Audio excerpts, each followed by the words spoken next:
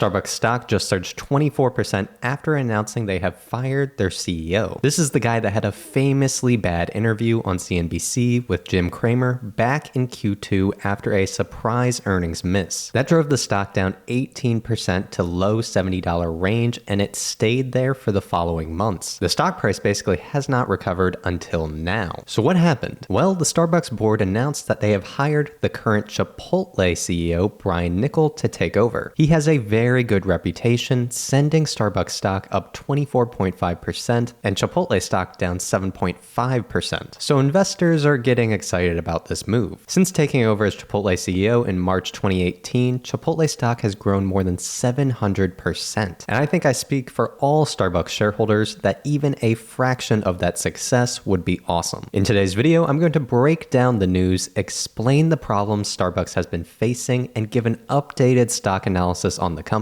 Let's roll the intro.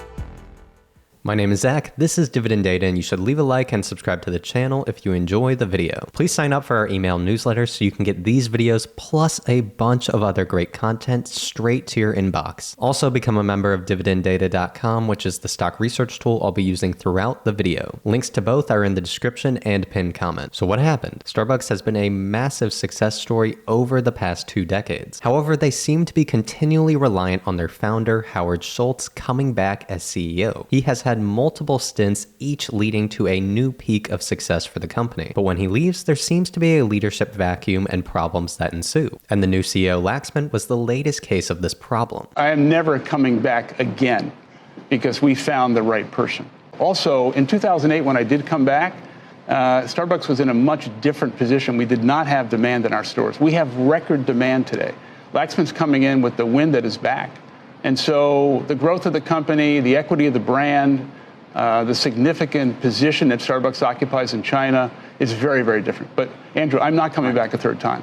Laxman is here. I'm here to support him. And as I said before, we found a #1 draft choice, the best possible candidate in the world to lead Starbucks. Laxman was the #1 draft pick. He had the wind at his back. The company had all this momentum, yet it all went away. Starbucks earnings started to decline, with fiscal 2024 projecting to be down 5% year over year. But it's not just the earnings drop. It's the lack of communication, from projecting 15% expectations for growth, only to be revised down after a bad quarter to 0 to no growth. He lost the confidence of many investors from that Q2 earnings report. And this was all highlighted in that Jim Cramer interview. Since then, Howard Schultz has spoken out negatively about the company performance. 2 activist investors have acquired stakes, pushing for changes in the company, and now the board has announced a CEO change. They hired Brian Niccol, who is the Chipotle CEO since March 2018. That was its own version of a turnaround story, and he grew earnings significantly, and the stock price went from $6 to $51. Now that's a great return. The Starbucks chair of the board went on CNBC this morning to explain the decision. I made an overture through someone to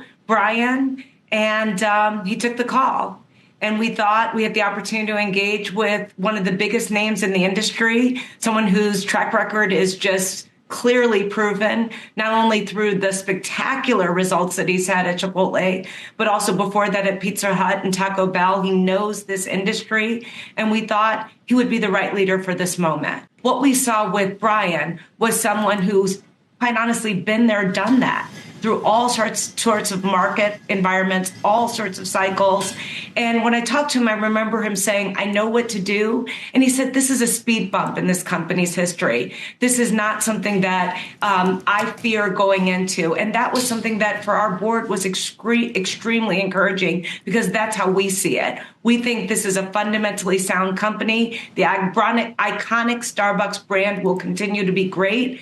And we're happy to have Brian there to help us restore that greatness. Brian does have lots of experience. The fundamentals of Starbucks are completely fine. It's a highly profitable company with plenty of free cash flow. They pay out a sustainable, growing dividend payment. And if we're just being honest, it's one of the most recognizable brands in the world. I would not say Starbucks faces structural risks. In fact, I think there's opportunity to capitalize with their brand and market position. They just need leadership. And the Starbucks board thinks Brian is the guy to get it done. First of all, he's a retailer through and through. He's an operator. He understands operations and how they should work and how to be efficient. He is an innovator. He's used innovation to really move that company forward. He is a culture carrier. That is something that is very big at Starbucks. Our culture means a lot. He understands how much the people affect the outcomes, and he has taken care of his people. He's a beloved leader.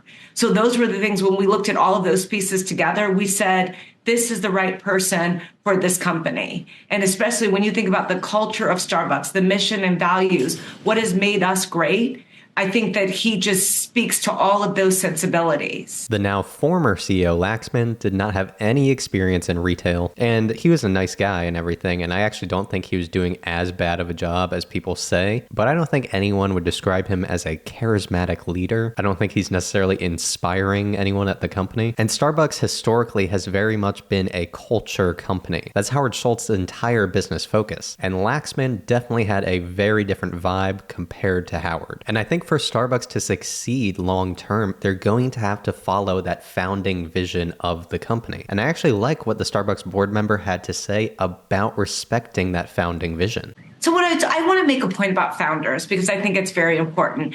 Founders have this unmatched intuition and they have deep, deep, deep expertise that is not to be dismissed. I know a lot about this because I'm married to a founder, George Lucas. I work alongside of a founder, John Rogers at Ariel, and I've been in a boardroom with the most iconic founders of our generation. Howard Schultz in particular, Jeffrey Katzenberg, David Geffen, founding members of the Lauder family. When you think about those individuals, they care deeply about the company they created. I call them the Obi-Wan Kenobis of their companies.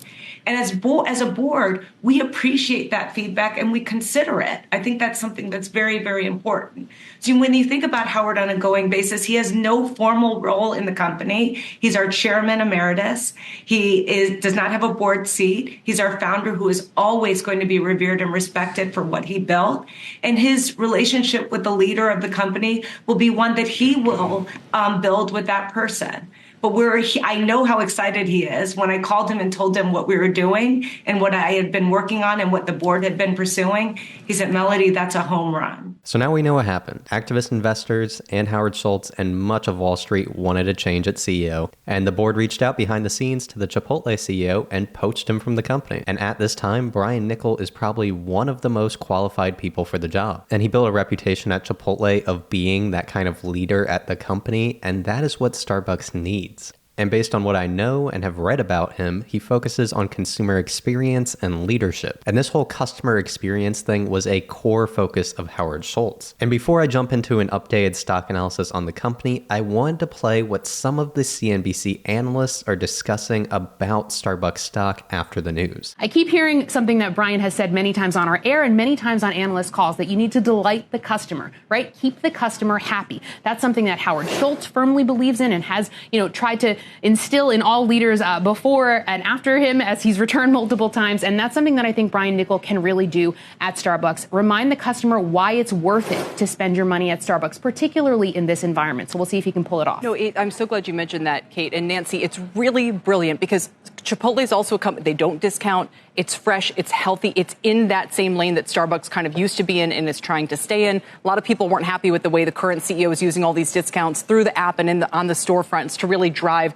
traffic and sales. They feel like it's brought the whole experience down market. I agree with the point that they need to focus on the customer and in-store experience, but I'm somewhat confused by that broader commentary. Starbucks was having a demand problem in Q2 and faced concerns about being overpriced. That was the narrative alternative everyone was talking about. It was too expensive and the in-store experience was declining. But that CNBC host and many analysts I saw on Today were discussing that they were discounting too much. That obviously is not the problem. I have never once heard anyone complain about Starbucks being too cheap. The new discounts were something being rolled out in this past quarter as an attempt to solve the problem. And it did slightly improve results. Q3 was not bad and only slightly down year over year. So it was a step up from that disastrous Q2. Now, believe me, I'm all for Starbucks positioning itself as a premium brand and charging higher prices compared to their peers. And you could take a different approach in trying to uplift the experience and offer new value to validate those premium prices. And I do think that is a valid strategy. And if we are being fair, Chipotle has not discounted prices and they've grown traffic in this exact same economic climate.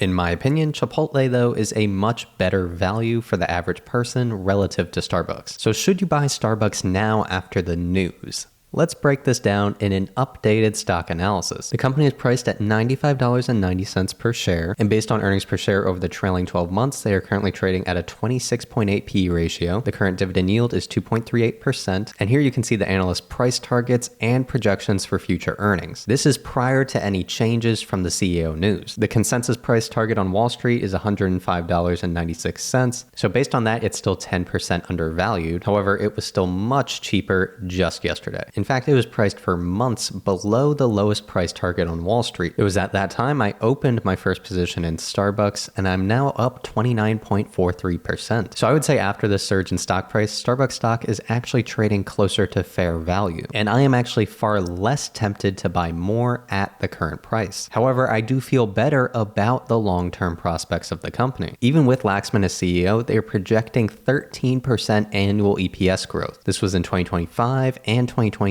followed by 12% growth in 2027 and 11.6% growth in 2028. So if Starbucks stock can accomplish that, let alone exceed that with the new CEO, then returns will be quite good for shareholders. Now, let's be clear. I don't see any path to 700% in 6 years, but I could be wrong. But I do think this can be a reliable compounder to add to your portfolio. Historically, Starbucks has had great growth. Over the past 10 years, the compound annual growth rate of revenue per share is 12.24%. Net income per share has grown significantly over time. Same with free cash flow per share. This has all led to a growing dividend payment with a 10-year compound annual growth rate of 15.93%. Now, this is slowing down significantly, and I would expect slower dividend growth into the future. Their most recent dividend increase was 7.55%, and I'd expect it in that range moving forward. And this dividend payment is sustainable with a 58% EPS payout ratio and 66% free cash flow based payout ratio. And this is a reliable pattern of sustainability as well. My main concern with Starbucks, if any, is related to their balance sheet and growing debt. Net debt has grown to $21.9 billion.